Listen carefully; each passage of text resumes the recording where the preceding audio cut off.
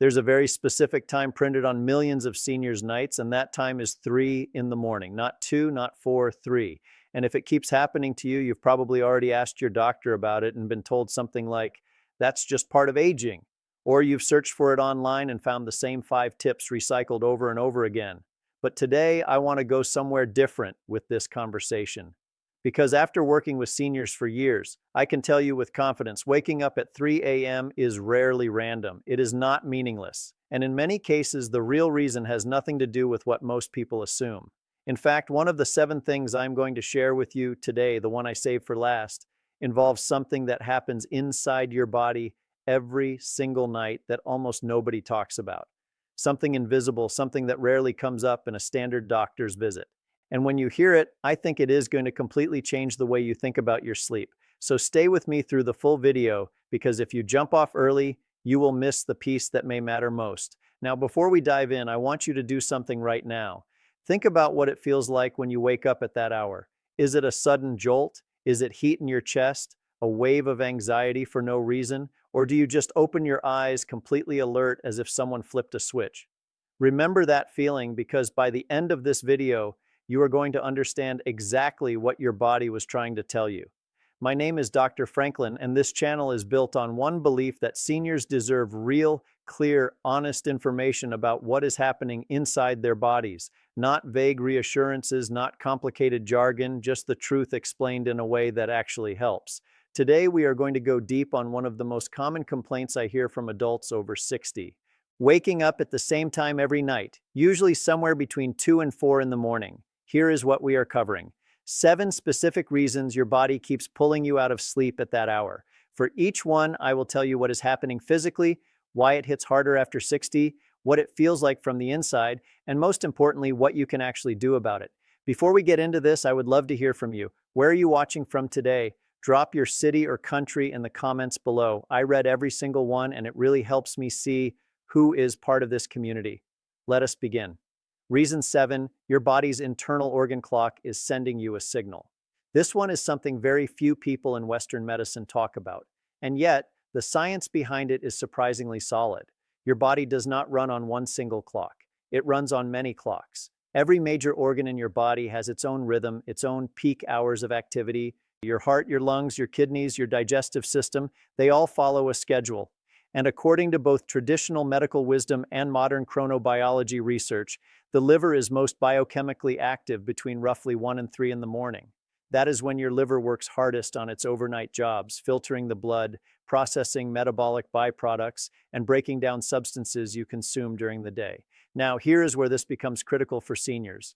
As we age, the liver's efficiency declines. It processes things more slowly. And if your liver is working extra hard at night because it is dealing with a heavy evening meal, alcohol, certain medications, or a buildup of metabolic waste, it can create a subtle but real stress response inside your body. That stress response triggers a light hormonal shift, and that shift is sometimes just enough to pull you out of sleep at exactly that 2 to 3 a.m. window. Think of it this way. Imagine your body is a city and your liver is the night shift sanitation crew. During the day, the trucks are parked, but at 1 a.m. they start rolling. The noise, the activity, the lights, they do not have to be loud to disturb the neighborhood. They just have to be present. What can you do? Finish your evening meal at least 3 hours before bed when possible. Keep it lighter, particularly in fat and protein, since both require significant liver processing. Avoid alcohol in the hours before sleep. Even a small amount adds to the liver's overnight workload. And if you are on multiple medications, it is worth asking your doctor whether any of them are processed by the liver, because the timing of those doses can matter more than most people realize. Reason 6, a mineral your brain needs at night is being depleted. This is one I find myself talking about constantly because it is so overlooked and yet affects such a large percentage of older adults. I am talking about magnesium. Magnesium is one of the most important minerals in the human body. It is involved in over 300 biochemical processes, and it plays a very specific role in sleep. It helps regulate the nervous system, supports the production of melatonin, and activates the receptors in your brain that promote deep restorative rest. Here is the problem. Studies consistently show that magnesium levels drop with age. Seniors absorb less of it from food, excrete more of it through the kidneys, and many common medications, including certain diuretics, antacids, and proton pump inhibitors, can deplete it further. When your magnesium levels are low, your nervous system becomes hyperreactive. Small stimuli that should not wake you up, a temperature shift, a dream, a subtle sound, can suddenly jolt you awake. And once you are up, your brain struggles to power back down because it is missing the very mineral that tells it to calm. A woman I worked with, 71 years old, incredibly sharp, had been waking up at 3 a.m. for the better part of 2 years. She assumed it was anxiety. She had tried everything. It was not until she had her magnesium levels checked that we realized they were on the low end of normal. After speaking with her doctor and beginning a magnesium glycinate supplement, she reported sleeping through the night within 3 weeks. Now, and I want to be clear here, you should not supplement with magnesium without first speaking to your doctor, especially if you have kidney concerns. But ask specifically about magnesium glycinate or magnesium 30-onate, as those forms tend to be gentler and better absorbed. And in terms of food sources, dark leafy greens, pumpkin seeds, almonds, and black beans are all excellent. But magnesium is only part of the picture because the next reason involves something your body does every night as you sleep. Something most people have never heard of, and it may be the most underappreciated cause of 3 a.m. waking in seniors. If you're still here with me and finding this helpful, take a moment to type 6 in the comments. It lets me know you're watching and getting value from this. Reason 5, your core body temperature is dropping too fast and your brain is panicking. Sleep and body temperature are more connected than almost anyone realizes. To fall asleep, your core body temperature needs to drop. That drop is actually what triggers your brain to transition into sleep mode. And throughout the night, your temperature continues to follow a precise pattern. A slow decline into the early morning hours, then a gradual rise that begins to prepare you for waking. In healthy younger adults, this temperature curve is smooth and predictable, but after 60, the system becomes less precise. Two things can go wrong. First, the temperature drop can happen too quickly in the early part of the night. This sounds like it would help you sleep, but it actually disrupts sleep architecture and the way your sleep cycles are organized and makes the lighter stages of sleep in the second half of the night even more fragile. Second, the early morning temperature rise, the one that is supposed to help you wake up naturally around 6 or 7 a.m., can shift earlier. So instead of that rise starting at 500 a.m., it begins at 2:30 or 3. And when your core temperature starts climbing, your brain interprets that as a signal, time to wake up. This can be made dramatically worse by a bedroom that is too warm. Many seniors keep their bedrooms warmer than optimal, often because of concerns about feeling cold in the night. But a bedroom that is too warm actually fights against your body's natural overnight cooling process and can push you into lighter sleep right when you should be in your deepest rest. Here's an analogy I like. Think of your sleep as a slow cooking pot. The right temperature produces a perfect result.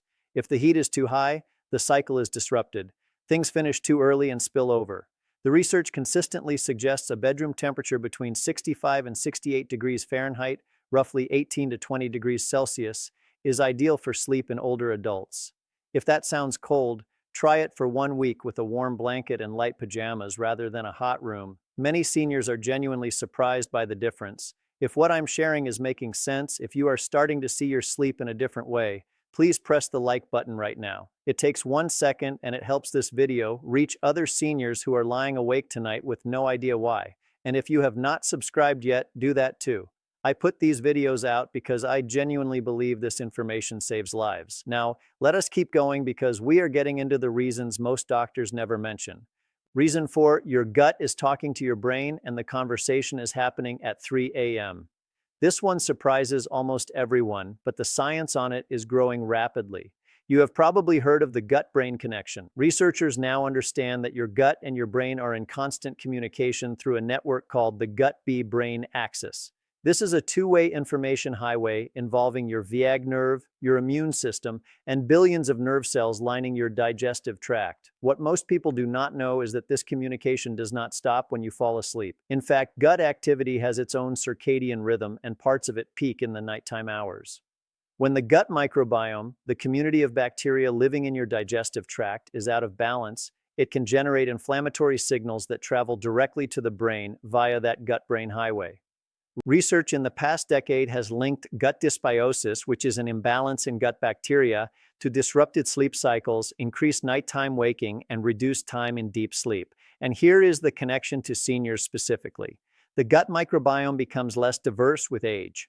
Antibiotic use, dietary changes, reduced physical activity, and certain medications, particularly acid reducers, all shift the composition of your gut bacteria in ways that can disrupt that nighttime gut-brain communication.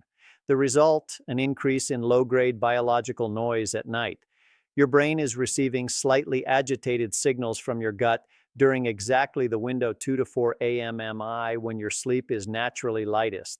Think of it as your gut sending a text message to your brain at 3 a.m. that says something is off. The message might not be urgent, but your brain in a lighter stage of sleep picks it up and wakes you up anyway. Practical steps here include eating more diverse fiber sources, different vegetables, legumes, and whole grains, which feed beneficial gut bacteria. Fermented foods like plain yogurt, kefir, or kimchi can help reintroduce beneficial strains. And avoiding large meals and high-sugar foods in the evening reduces the fermentation activity in your gut that peaks while you sleep. This is an area where even small dietary adjustments over several weeks can make a measurable difference. If you're still here with me and finding this helpful, take a moment to type 4 in the comments. It lets me know you're watching and getting value from this. Reason 3, a silent hormonal shift is happening that your doctor may have never connected to your sleep. I want to talk about your thyroid gland for a moment, and I want to talk about it in the context of something very specific. What it does at night. Your thyroid produces hormones that regulate your metabolism, your body's energy production and consumption. And like everything else, this system follows a circadian rhythm. Thyroid-stimulating hormone, or TSH, tends to peak in the late evening and early morning hours.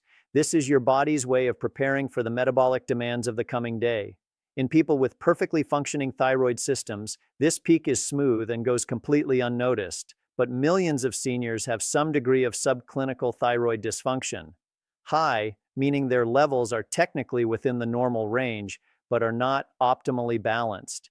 And in those cases, that early morning TSH surge can become more pronounced. When thyroid hormone activity spikes at the wrong time, even subtly, it can raise your resting heart rate, increase your internal body temperature, and create a vague sense of agitation or alertness all at 3 a.m. At the same time, adrenal hormones, particularly cortisol and adrenaline, interact closely with thyroid function.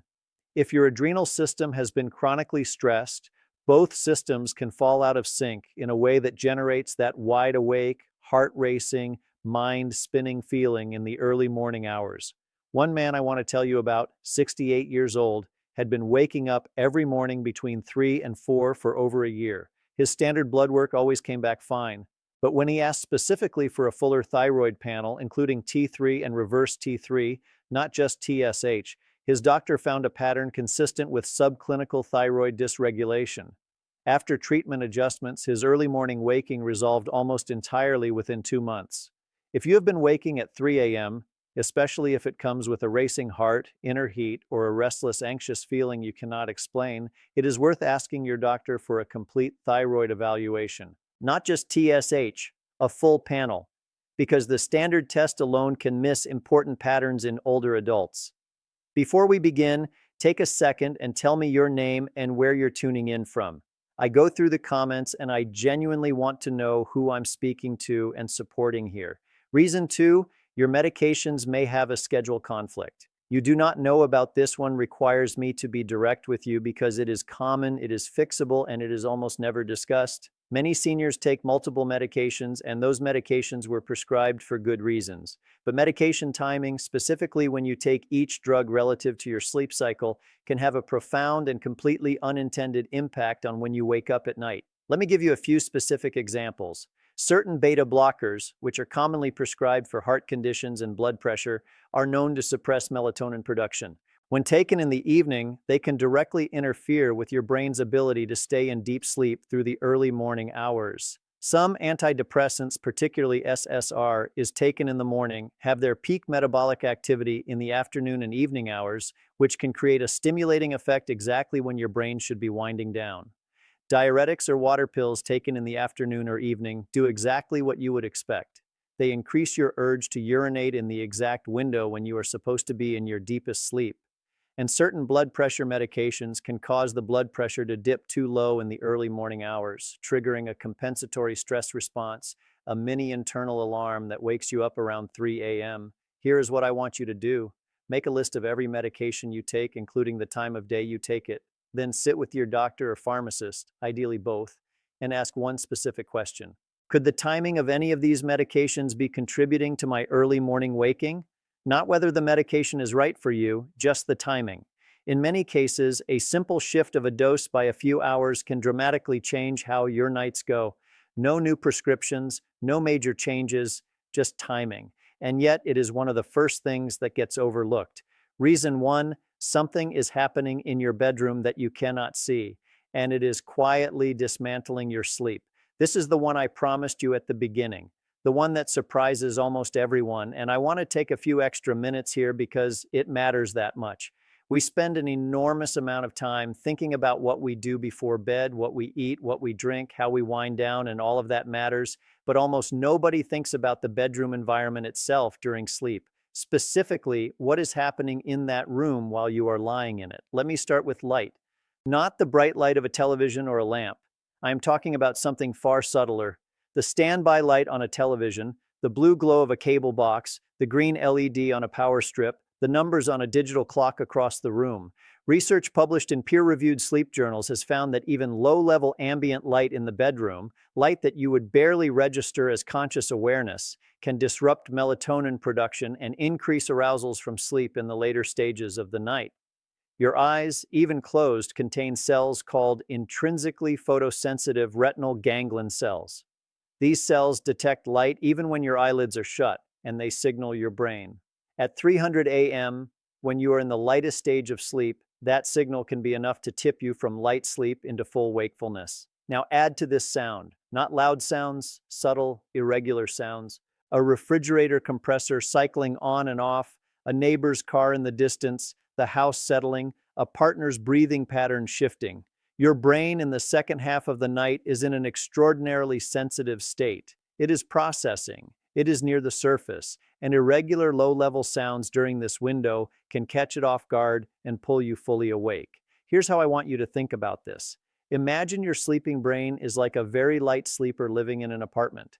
During the day, noise, light, and activity do not bother you because you are busy, engaged, alert. But at 3 a.m., the quietest moment of the night, every drip, every hum, every flicker is amplified. Your bedroom should be as close as possible a sensory blank space. Dark, cool, quiet, and electronics minimized. The easiest starting point tonight, cover or turn off every LED and standby light in your bedroom. Put black electrical tape over the ones you cannot switch off. Move your phone to the other side of the room. Close the door if noise from the house is a factor.